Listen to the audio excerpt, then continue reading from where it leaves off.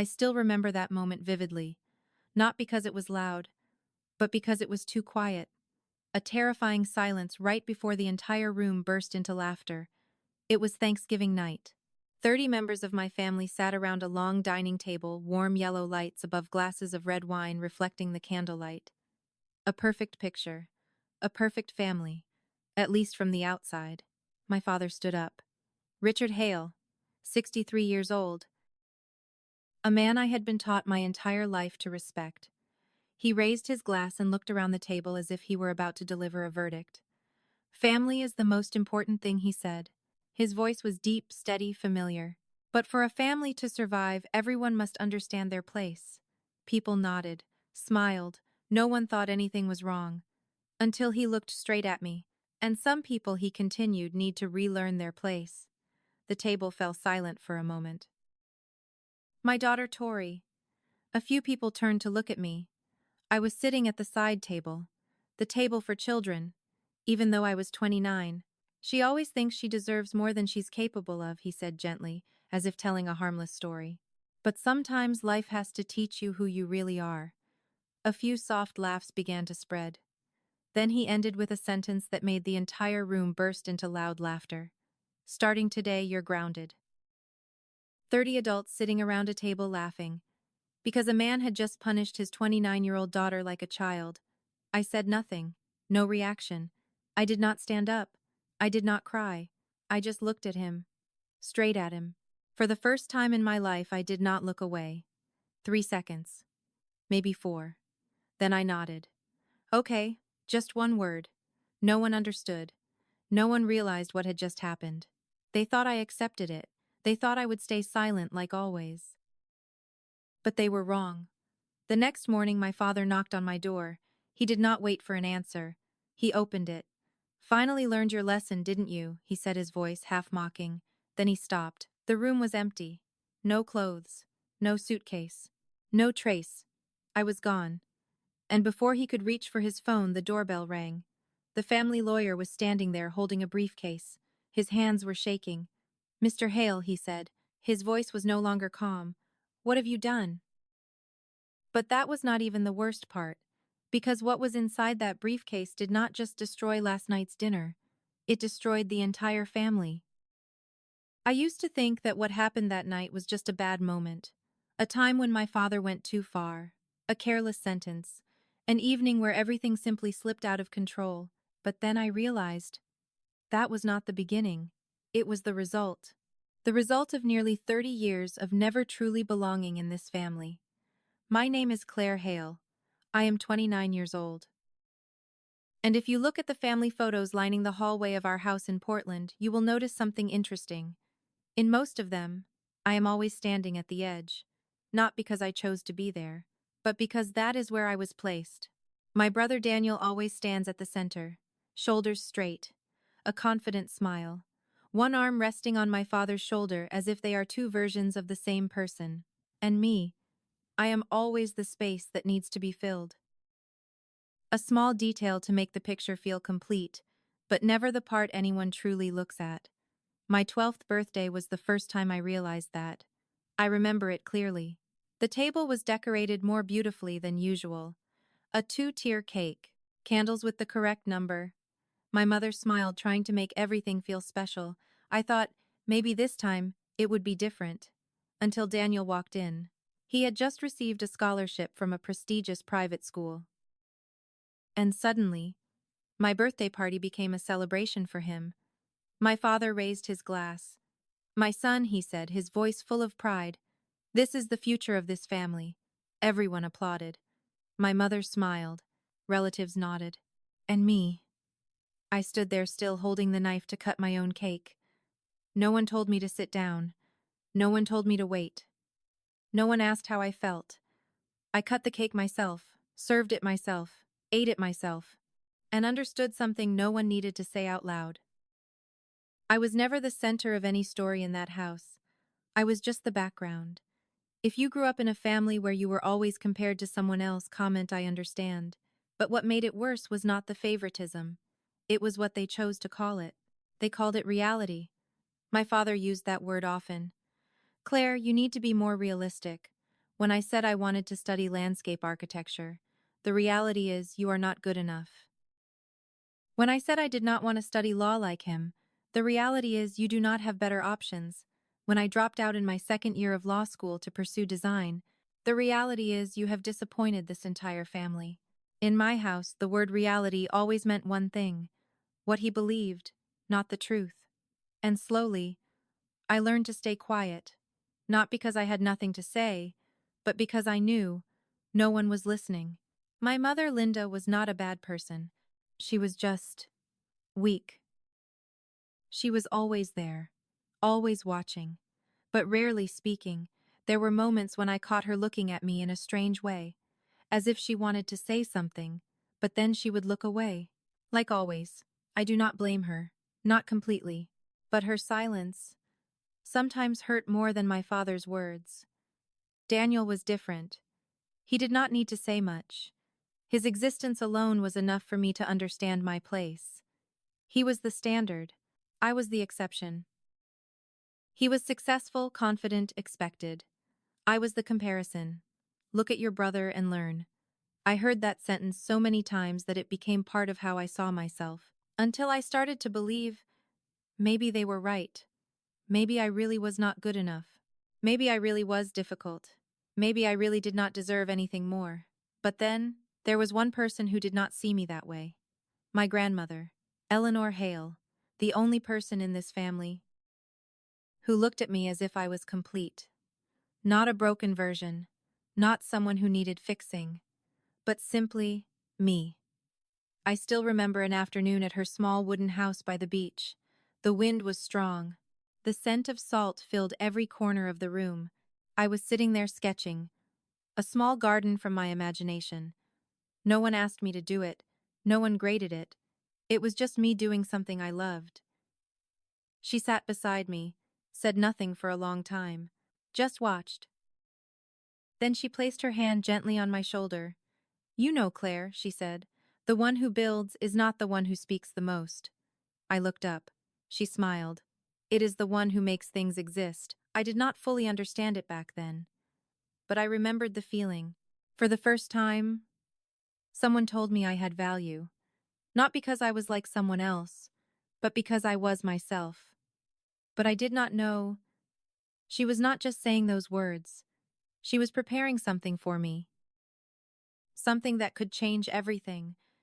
And I knew even less, that it would become the very thing my father was willing to do anything to take away from me. And then, one morning in September, everything began. But in a way I did not yet understand. I used to think my grandmother was simply the easiest person in the family, the one who never judged, the one who never compared, the one who always smiled even when everything around her became tense. But as I grew older, I began to realize she was not easygoing at all. She was the only one who saw everything clearly and chose not to say it out loud. Her name was Eleanor Hale, 87 years old when she passed away. A woman who, if you saw her at a family dinner, you would think she was just part of the background, sitting quietly, speaking little, nodding when needed. But if you stayed around her long enough, you would understand. She was not silent because she had nothing to say. She was silent because she had seen too much. Her house was about an hour away from the city, a small wooden house near the sea. Not big, not luxurious, but it had something my father's house never did: peace. Every summer I went there. Not because my family wanted me to, but because she always called me. "Claire, are you free this weekend?" That was it. No pressure, no expectations, just an invitation. And I always went. Because it was the only place where I did not have to try to be someone else. One afternoon, I remember it clearly. I was about 17. It was the time I started to realize I did not want to follow the path my father had chosen for me. Law, status, the things he called a secure future. I was sitting on the porch. The sea wind was strong. I held my sketchbook drawing an imaginary garden. No one asked me to do it. No one graded it. It was just me breathing. She walked out, placed a cup of tea beside me. She did not ask what I was drawing. She did not ask if it was practical. She just watched. For a long time. Do you like doing this? She asked. I nodded, a little hesitant, as if liking something required permission. She smiled. Then do it. That was all. No lecture. No long advice. No, but. I looked at her. But my father. She gently cut me off. Your father is not the one living your life. I went quiet. That sentence did not exist in my house. Claire, she said, her voice slower now. There are two kinds of people in this life, the ones who build and the ones who control. I did not fully understand, but I listened. The ones who control, she continued, always believe they know what is best for others. They set the rules. They define value. They decide who is worthy and who is not. She paused, looked straight at me. And the ones who build, she placed her hand on my sketchbook, are the ones who create something that did not exist before. The wind grew stronger. The pages moved slightly. You do not need permission to become a builder, she said. I swallowed. For the first time, someone told me I did not need approval to have value. But what stayed with me the most was not her words. It was the way she looked at me, not like my father, not with judgment, not with comparison, but like I was already enough. That night, before I left, she held my hand. Tighter than usual. Claire, she said softly, no matter what happens. She paused, as if weighing something carefully. Remember this. You are not walking alone. I smiled. I thought it was just comfort. I did not know. She was not talking about feelings. She was talking about a plan. Something she had been preparing for a very long time, and I knew even less, that somewhere beyond those quiet afternoons by the sea, she had already started working with someone. A lawyer.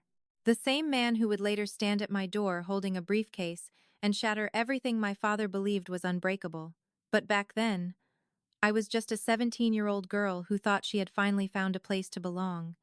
Until one morning in September when my phone rang.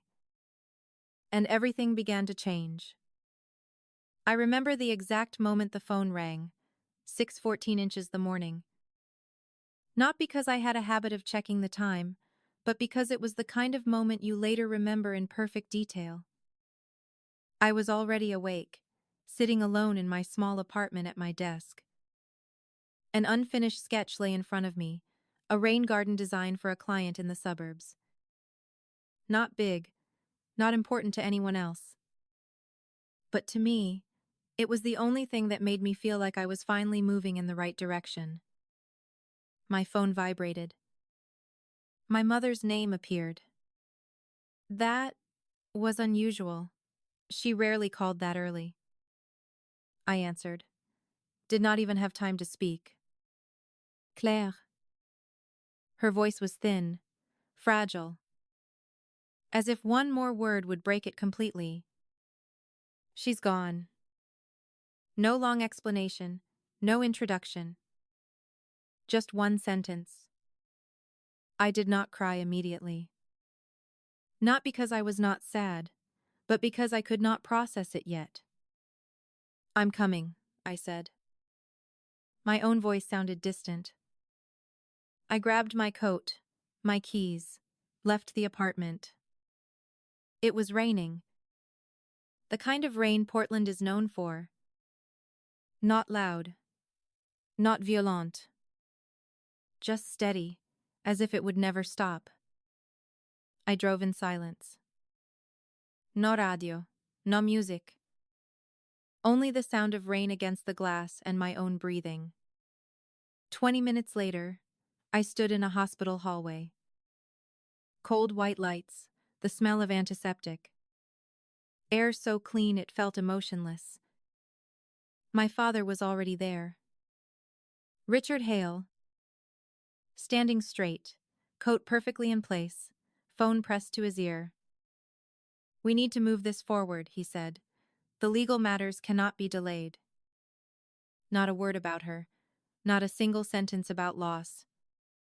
Just business. He saw me, stopped, hung up. No goodbye to the person on the other end. You're here, he said. His voice was normal, like we were meeting at a conference.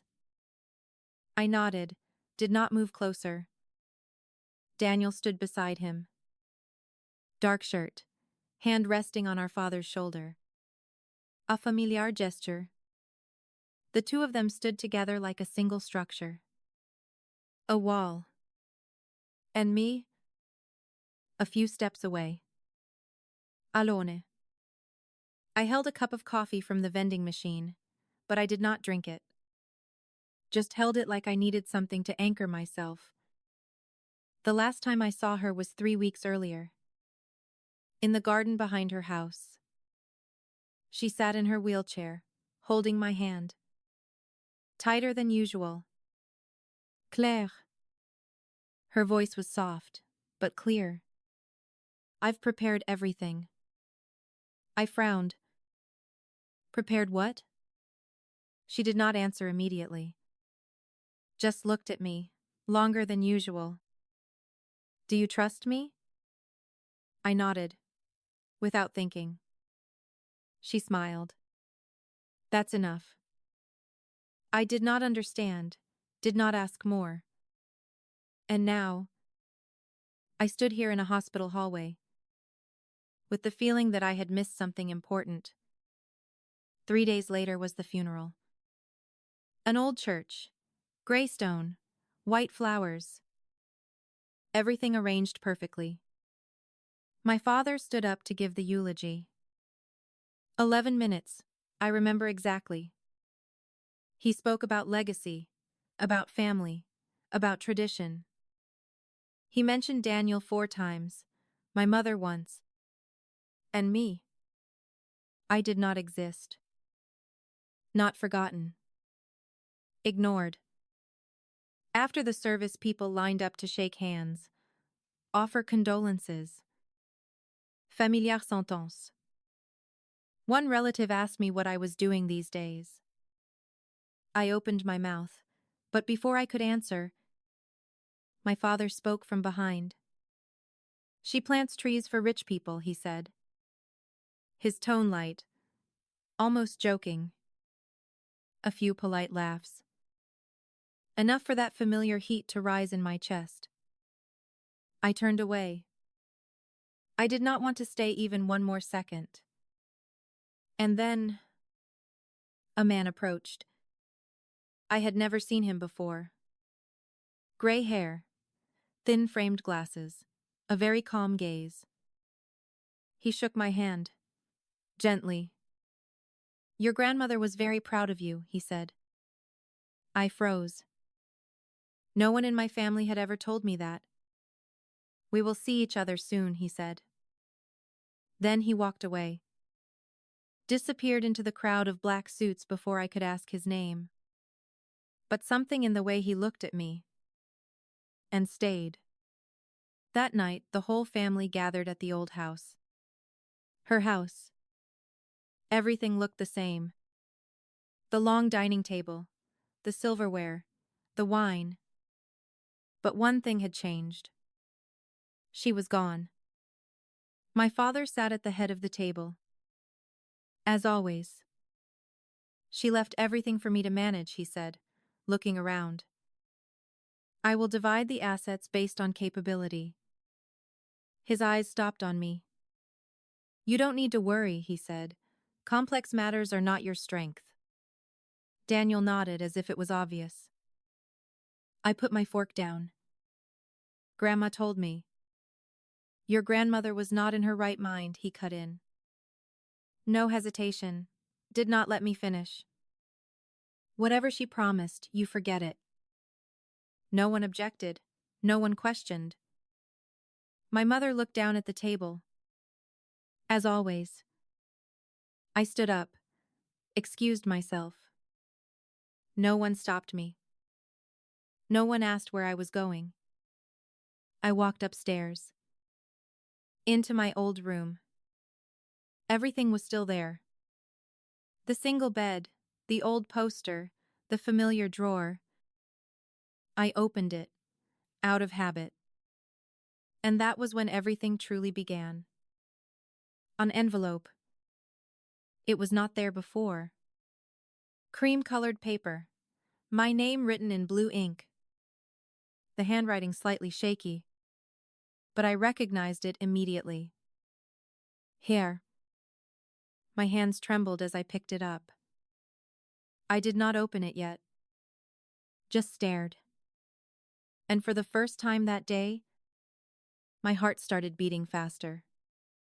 Not from pain, but from a feeling that inside that envelope was something my father did not want me to see.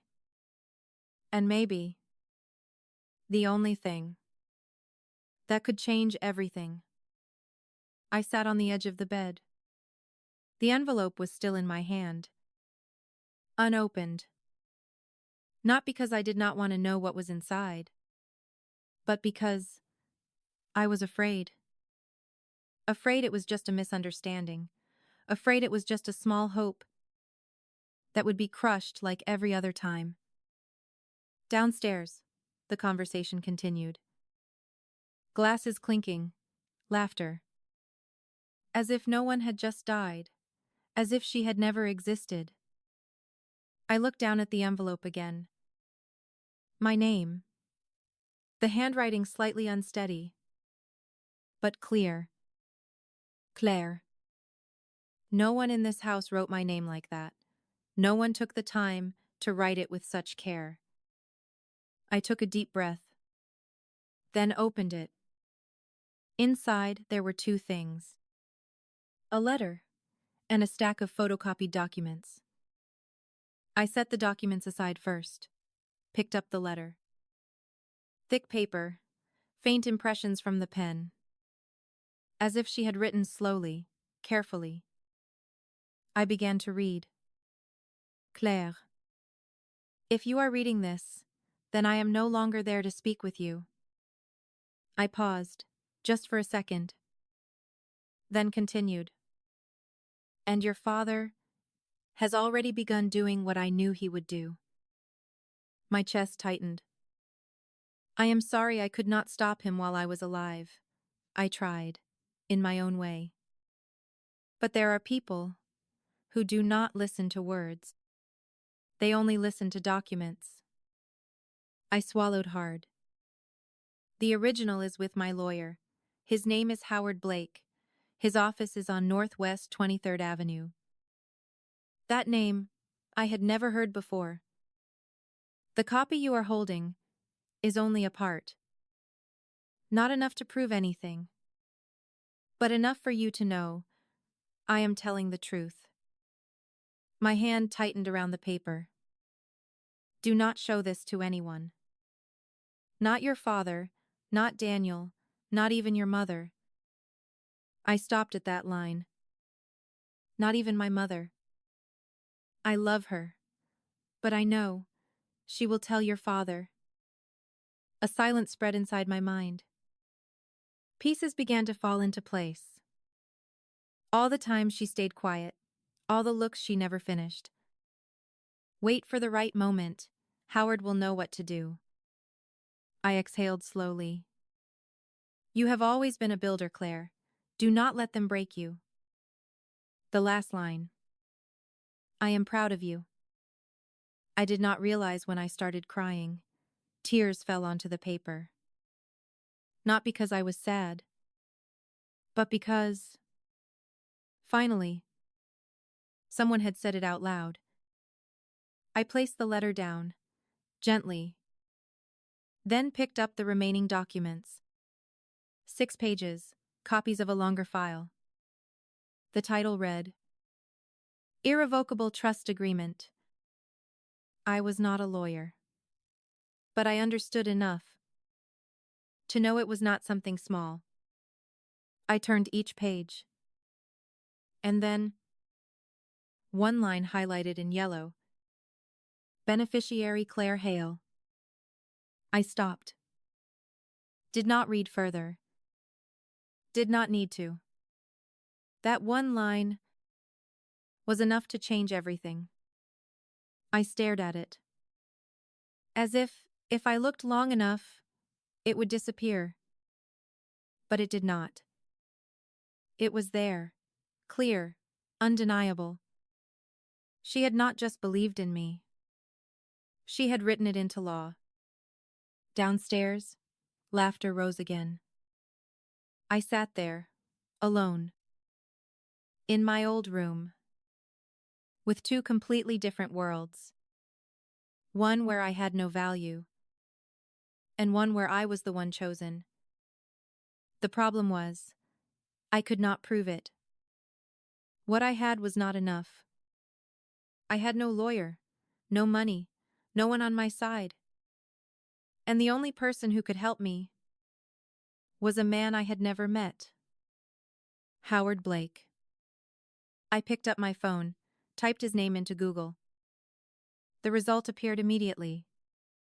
A small firm, specializing in wills and estates. Profile photo. The same man I saw at the funeral. I froze. My finger hovered over the call button. A familiar voice echoed in my head. Be realistic, Claire. Do not imagine things. What if this is a mistake? What if she was wrong? I lowered the phone. I was not ready. Not yet. Instead, I returned to my life. Back to my small apartment, back to my desk. As if nothing had happened. But deep inside, I knew. Something had changed. And no matter how hard I tried to ignore it, it stayed there. Waiting. Until an email appeared. And this time, I could no longer pretend I did not see it.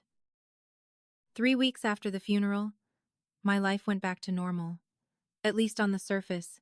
I still woke up every morning, made coffee, sat at my desk, finished designs that no one in my family considered serious. But something was different. The letter. I did not hide it, did not lock it away. I kept it in the drawer of my desk, like a reminder that another truth existed, parallel to everything I had been told.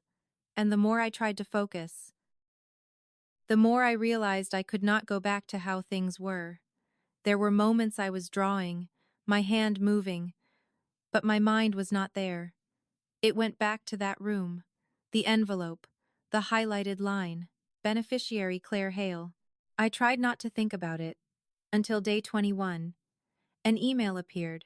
Nothing special, nothing noticeable, just sitting among dozens of others. If I had not paid attention, I would have missed it. Sender Daniel. Not sent to me. Forwarded. By mistake. I looked at the subject line. Trust Amendment Draft Petition. My heart paused. I opened it. Did not read everything. Did not need to. Just the first few lines were enough. A chain of emails. Between my father and Daniel. Exchanging. Discussing. Editing. About something I had never been told. A petition. To change the beneficiary of the trust. From me. To Daniel. I sat still. Did not move. The room was the same. The light unchanged. The sound of traffic steady outside. But everything was different. They were not just denying me. They were trying to erase me. Through documents. Through law. Through the very thing my grandmother said. They always listened to. I scrolled down. Kept reading. Legal language. Cold. Precise. The current beneficiary lacks financial capacity. Unstable career history. Not suitable to manage assets. Every sentence. Every word. Not written by my father, but by Daniel. My brother. The one who grew up with me. The one who knew exactly how hard I had tried to become anything at all. And he wrote those lines, as if describing a stranger. But that was not what made me stop. The last line. Not legal language. Just a sentence. She won't fight it. She never fights anything. That's the beauty of it. I read it again, once, twice, as if reading it enough times would change it, but it did not. That was what they truly thought. Not about the money. About me. I was not a threat. Not an opponent. I was the one who would stay silent. Like always. I closed the laptop. Not because I did not want to read more, but because I had seen enough. A very clear truth. If I did nothing, I would lose everything. Not just money, but the only thing that proved I had value in the eyes of someone in that family. I opened the laptop again. This time, not to read, but to save. I took screenshots of every email, saved them to my computer, uploaded them to the cloud, copied them onto a small USB drive, step by step, slow, precise, no emotion, no panic, just work, like drawing a design, making sure everything could not be erased. I placed the USB in the drawer, right next to my grandmother's letter. Two things. One was belief, one was evidence. For the first time, in many years, I did not feel small. Not because I was stronger, but because I could finally see the whole picture. And that picture was no longer blurred. At the same moment, my phone vibrated. My mother. I looked at the screen. Did not want to answer. But I did. Claire. Her voice was familiar. Soft. Tense. Your father wants the whole family together for Thanksgiving. I stayed silent. He says he wants to fix things. I almost laughed. Not because it was funny, but because I had read the email. I knew what fix meant. Not fix. Finish. Finish removing me from everything. I will think about it, I said. Claire. Her voice lowered. Please. I closed my eyes. For a second, then opened them. I will come. I ended the call. Sat still, looking at the empty space in front of me. I thought it ended there. I was wrong. Because this time, I was not going back to stay silent. I was going back to end it. And they had no idea. I said I would come, but it was not an impulsive decision. I was not going back for family. Not because my mother asked, not because a part of me still hoped things would change. I was going back because for the first time, I had something they did not know I had. The truth. The days leading up to Thanksgiving moved slowly. Not because I was free, the opposite. I worked more than usual. Projects piled up. Sketches on top of sketches. But every time I paused, everything returned to one place. The email. The letter. The highlighted line. I did not reopen Daniel's email. I did not need to. I had memorized it. She won't fight it. I once thought that sentence hurt me. But the more I thought about it, the more I realized it was my advantage. Because when people believe you will not fight back, they do not prepare for the moment you do. And I was preparing. I started with the simplest thing, research. I opened the lawyer's website again. Howard Blake. Read every line. Experience, specialties, cases he had handled. Not a large firm, not the kind of lawyer my father worked with. But there was one thing that made me stop. Trusts, estates, asset protection. Exactly what my grandmother mentioned. I looked at the phone number. For the second time, my finger rested on the screen. And this time, I did not pull it away. I called. 2 rings. Howard Blake's office. How may I help you? An older woman's voice. Warm. Clear. I'm Claire Hale. I paused. Eleanor Hale is my grandmother. A brief silence. Not long, but enough for me to realize. My name was not unfamiliar. Please hold for a moment. The sound of the receiver being set down. My heart started beating faster. A few seconds later, a man's voice came through. Claire, not Miss Hale, not ma'am, just my name. I froze. Finally you called, I blinked. You were expecting me, yes, his voice was calm. Certain. Your grandmother told me you would call. It was only a matter of time. I did not know what to say. Part of me was still not used to the idea that someone was on my side. I have a copy, I said. It's not complete. Yes, he did not hesitate. She told me she would leave you part of it. Everything clicked. Not coincidence, not luck. A plan. Can you come to my office today? I can? 2 hours later, I sat across from him. A small office, books lining the walls. Nothing extravagant, but there was something I had never felt in any conversation with my family. Seriousness. He opened a file. Your grandmother hired me 20 years ago. I drafted her will. Then a few years later, she came back. He looked at me. And that time, she asked for something different. He slid a document toward me. The original. Thick paper. Red seal. Signature. Steady. Clear. This trust cannot be changed, he said. The sole beneficiary. He stopped. He did not need to continue. I saw it. My name. Not partial, not shared, only, I exhaled, for the first time in days. Your father cannot change it. Unless. He looked straight at me. You agree. A pause. Or the court proves your grandmother was not mentally competent when she signed. I remembered my father's words. She wasn't in her right mind, I looked at him.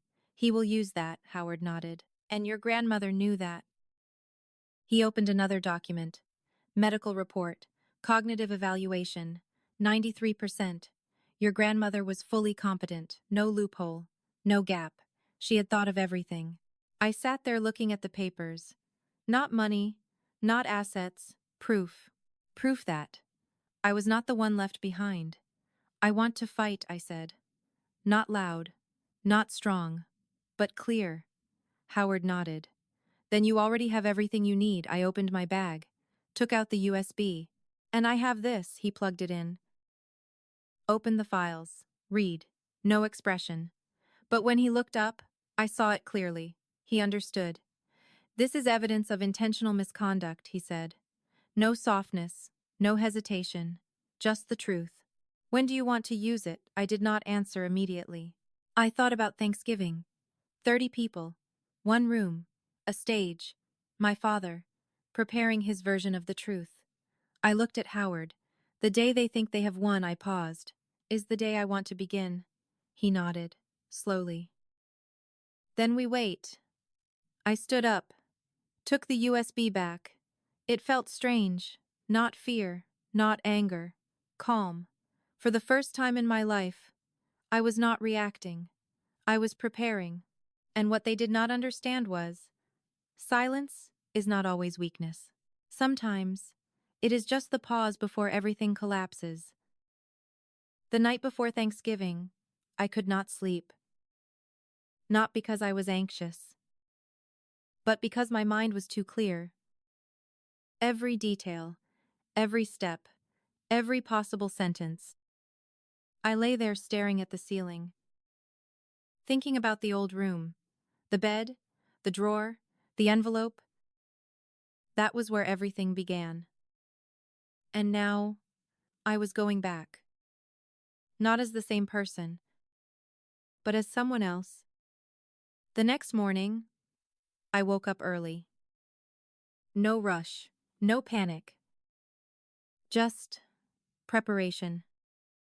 I took the best coat I had, beige, a little worn, bought from a secondhand store. Not something my family would call impressive. But it was mine.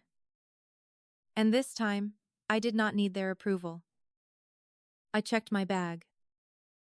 USB, copies of documents, phone. Everything was there. Nothing missing. I left the apartment, drove toward the old house. The familiar road, rows of trees, late autumn colors. Everything was the same. Except me. The house appeared behind the trees. White, large, perfect. Like something from an advertisement. A perfect family. As long as you did not step inside. I parked. Sat still for a few seconds. Not hesitation, but closing a previous version of myself. Then I stepped out. The door opened. My mother stood there. She hugged me, longer than usual, as if she knew something was changing. You're here, she whispered. I nodded. said nothing else. Inside, everything had already begun. Voices, laughter, footsteps. Family. I walked into the living room. Daniel was there, with his wife. He looked at me, for a second. Then smiled. "You're here." Normal tone. As if there was no email, no plan. I nodded. Did not respond. My father was in his office, the door open. He looked at me as I passed by. "Oh," he said, "you still remember the way home." It sounded like a joke. No one laughed. I looked at him. No reaction. No need. Because this time, I was not here to win with words. I was here to wait. That evening, everything played out like a familiar script. The table was set, wine poured, everyone in their place. And me, at the side table. Just like before. No one asked. No one explained. Just expected. I sat down. Did not protest. Not because I accepted it, but because I needed them to believe nothing had changed. Dinner began. My father spoke. Daniel laughed. Everyone nodded. Stories. Compliments. Nothing about me. Never was. A relative turned to me. "Claire, how is work?" I opened my mouth. "She is still, finding her direction." My father cut in. "Familiar sentency." Soft laughter. Not cruel. But enough to remind me how they saw me. I said nothing. No need. Because this time, I did not need them to understand. I just needed them to listen. After dinner, everyone moved to the living room. Wine, dessert, louder laughter. My father stood up. Like always. But this time, something was different. "Tomorrow," he said, "we will have an important announcement." The room fell quiet. He smiled. "About your grandmother's estate." Curious looks, small nods. Daniel said nothing. But I saw it. The way he looked down at his glass, the slight curve of his lips. They thought it was over. They thought I did not know. They thought tomorrow would be the day they finished this story. I stood up. "I'm going to rest early," I said. No one stopped me. No one asked anything. I went upstairs. My old room. Everything the same. Except one thing. The envelope. I had taken it with me. I put my bag down, took out the USB, placed it on the table, looked at it. A small object, but enough to break everything. I sat on the bed, listening to the laughter downstairs. Same sound, same family, same way they had always seen me. But this time, I was no longer in that position. I thought everything stopped here. I was wrong. Because the next morning, things would not just change. They would be turned upside down. And no one in that house was ready for it. I did not sleep much that night, not because I was stressed, but because I was ready. 5 a.m. I sat up, did not turn on the light. The room was dark, silent. I put on my coat, picked up my bag, checked everything one more time. USB, documents, phone, everything was there, nothing missing. I stepped out of the room, moved quietly. avoided the creaking floor. The house was still asleep. My family, still asleep. No one knew. I was leaving. No one knew how I would return. I opened the door, did not look back. No need. Because this time, I was not leaving to run. I was leaving to prepare. I drove to a 24-hour diner, ordered a coffee, did not drink it, just sat there, waiting. 7:42 a.m. My phone vibrated. Daniel, where are you? Dad is looking for you. I looked at the message. Did not reply. No need. In that house, everything was unfolding exactly as I expected. My father would wake up, put on his pressed shirt, prepare for the announcement, a performance, a version of the truth written by him. He would knock on my door. Claire, wake up. No answer. He would open it. The room empty. No clothes. No suitcase. No trace. No me. A pause. No one told me directly, but I could see it clearly. His face, first confusion, then irritation, then something unfamiliar to him, loss of control. He would walk downstairs. Claire is gone, he would say, calm voice, as if it was my fault. She ran away again. Daniel would smile slightly. Then it's done. A simple sentence. But it meant everything. No worry, no suspicion. They believed I had done exactly what they expected. Disappear. Stay silent. Not fight back. 9:00 a.m. Another message came. From a relative. Something strange is happening. I did not reply. Just read. A lawyer is here. I sat up straight. That part, I had not controlled. Howard. He came earlier than planned. I kept reading. He wants to speak to the whole family. I exhaled slowly. It had begun. Inside that house, nothing was the same anymore. A stranger. A briefcase. Something my father could not control. But he would try. I could see it. Howard walking in. Calm. Unhurried. Setting the briefcase down. And saying the one thing no one in my family wanted to hear. Claire is the sole beneficiary. No shouting. No argument. Just the truth. And the truth was what my father hated most. I looked at the time. 2:00 p.m. That was his moment. To read the will, make the announcement, end everything. I stood up, left the diner, got in the car, drove back. No rush, no panic, just on time. On the way, Howard called. He threw me out, he said. Calm voice.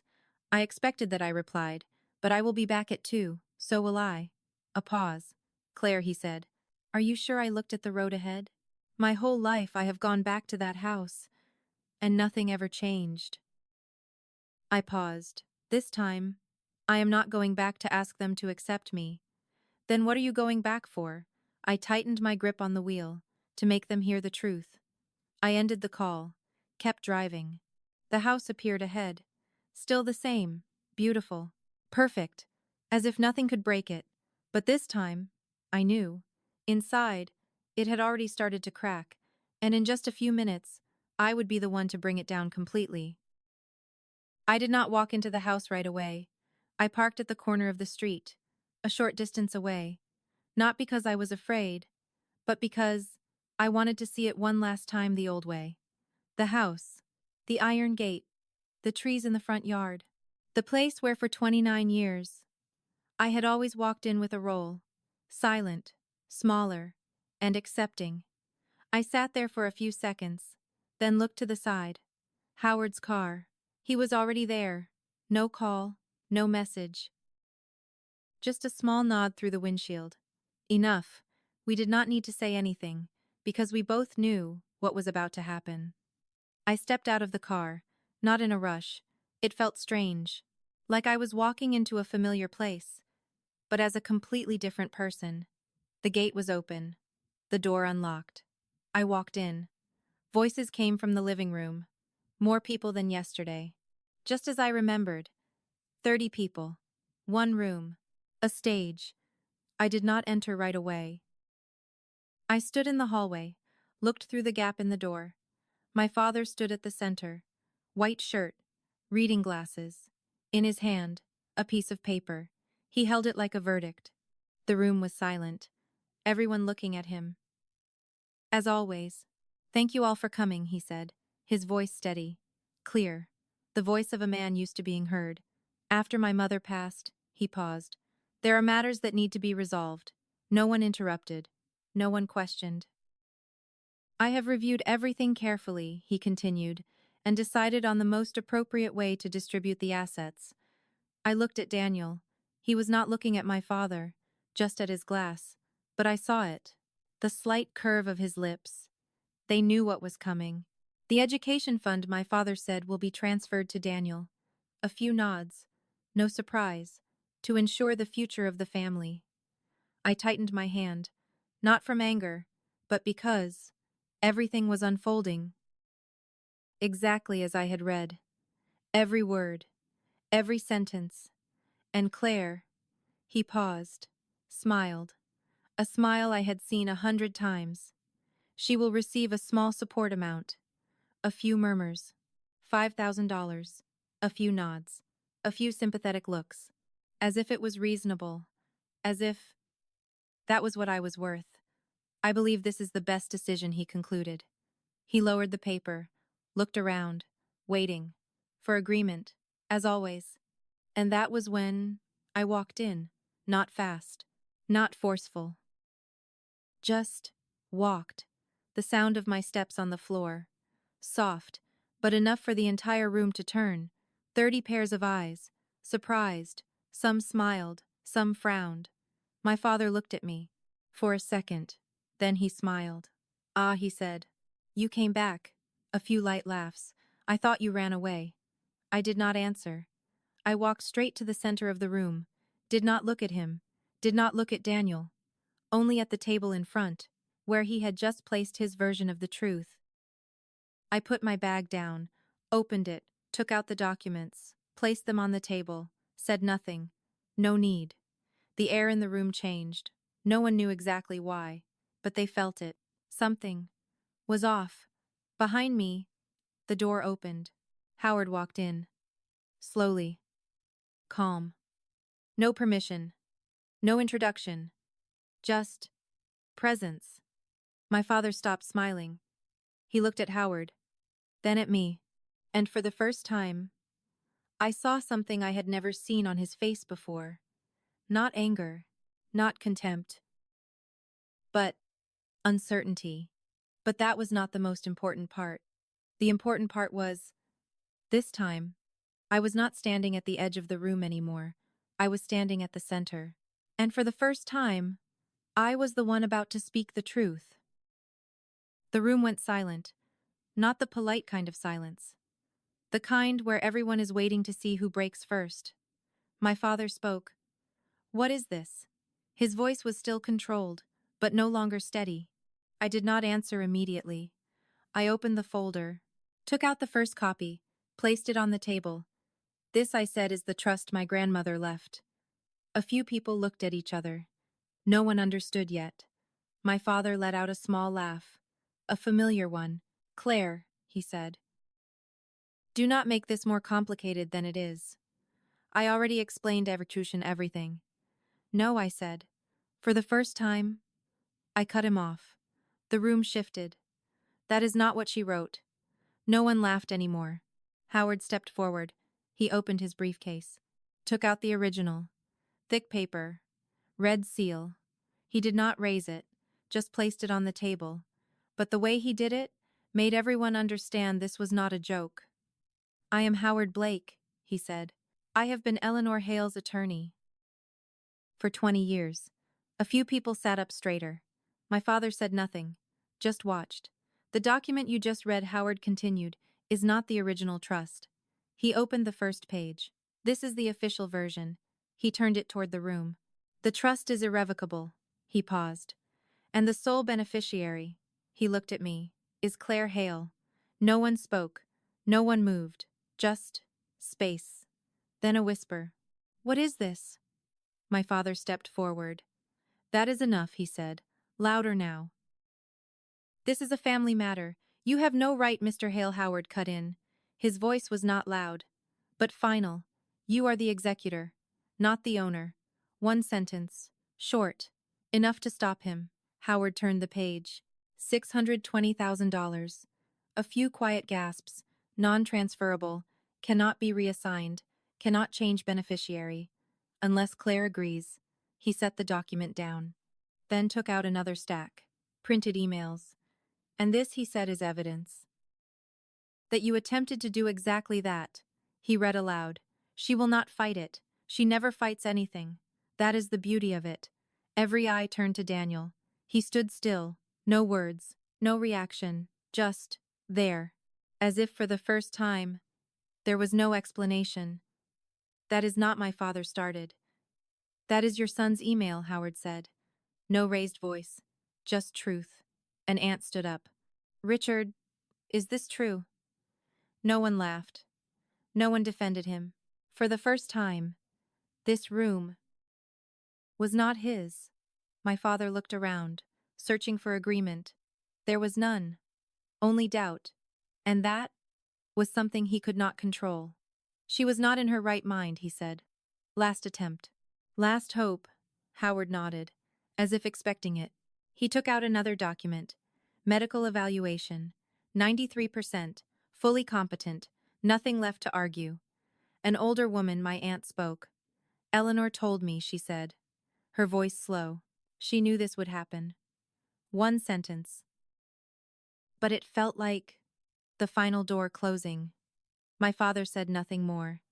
He stood there, in the middle of the room, surrounded by everyone, but for the first time, no authority, no control, no answer. I looked at him. No anger, no satisfaction, just looking. And I said the thing I had held for 29 years. You did not do this for me. I paused. You did this because you never believed I deserved it. The room stayed silent. No interruption, no laughter. No one telling me to stop. Because this time, no one could deny it. My father looked at me. But he had no answer. Not because he did not know what to say, but because, for the first time, the truth was no longer on his side. After my father left the room, no one moved right away. No voices, no glasses clinking. Just a strange silence. As if the entire room was trying to understand what had just happened. 30 people. Sitting there. Witnessing a truth they could not ignore. Not because it was loud, but because it was proven. One by one, people began to stand. At first, no one looked at me directly. Some avoided my eyes, some whispered to each other. Then, someone stepped forward. Aunt Margaret. She stood in front of me, looked at me, then hugged me. She did not speak at first. Just a hug. Your grandmother would be proud of you, she said softly. I closed my eyes. Not because I was weak, but because, for the first time in that house, I did not feel like I had to protect myself. Daniel did not stay long. He stood up. Did not look at me. Did not say a word. Just left. With his wife. Quick, clean. As if staying one more minute would make everything more real. My mother remained seated. In the corner of the room, her hands clenched tightly, eyes red. I walked over. Did not speak first. Just stood there. For a moment. Then she looked up. I'm sorry, she said. Her voice broke. Not the familiar kind of apology. Not to smooth things over. But real. For a long time, I should have said that. I did not respond immediately. Not because I did not know what to say, but because I was choosing how I wanted this to end. I don't need you to be perfect, I said. Slowly. I just need you to stop being silent. She nodded. Tears fell. But this time, I did not turn away. I stood there. Until she calmed down. Howard gathered the documents. He did not say much. Just walked over to me. We will handle the rest, he said. But the hardest part, you already did. I nodded. Not from relief, but because I understood. The hardest part was not the paperwork. It was standing up. 3 days later, things began to change. Not suddenly. No dramatic scene. Just step by step.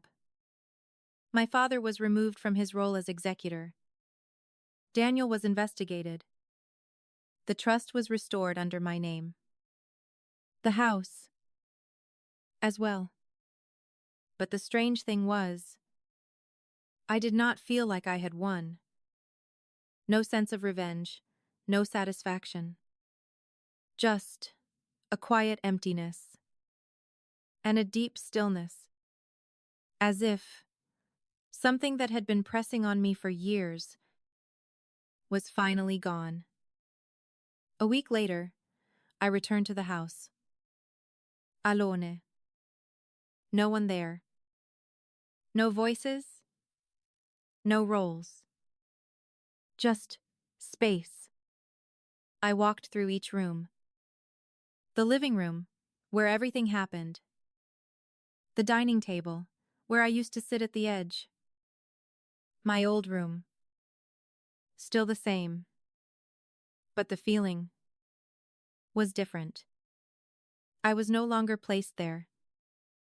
I was the one choosing where I stood.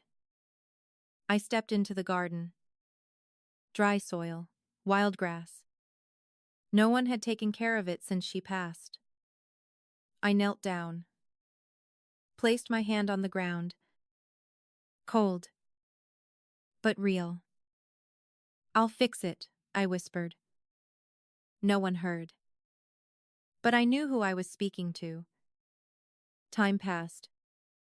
Life moved on. Not perfect. Not easy. But right. I opened my own studio. Small. But mine. No one named it. No one decided for me. No one judged.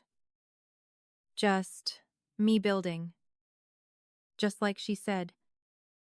One day, I received a letter. No sender.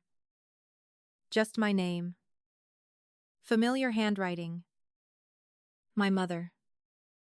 I'm sorry I didn't stand up sooner, but this time, I am trying. I folded the letter. Placed it next to my grandmother's. 2 women. 2 different ways.